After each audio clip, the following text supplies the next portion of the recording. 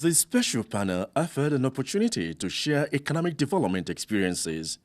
Nigeria, Rwanda, India and the IMF were represented, and Nigeria's Finance Minister Kemi Adeosun told the Nigeria story hint on a sustainable development model that will diversify the economy from oil to non-oil sector, with agriculture and manufacturing getting attention to create jobs.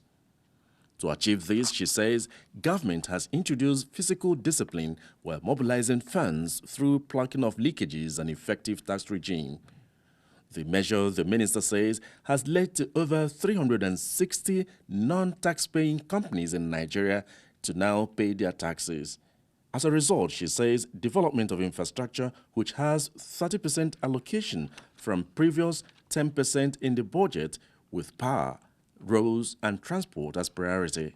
In the last 2 months, they have registered, I believe the figure is 363,000 companies that had never paid any tax. So that's the sort of level of non-compliance that we are tackling. I think we should be very careful in Africa about portfolio investors because they have a destabilizing effect on our economies.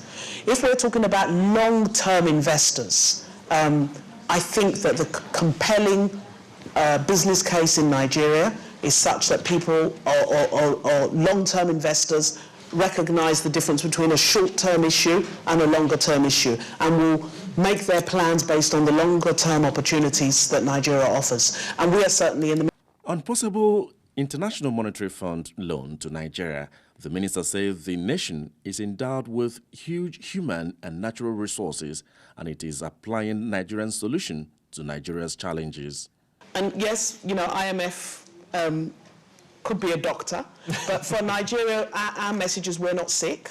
And if we are sick, we have our own local medicine, yes, which we will administer ourselves. Yes.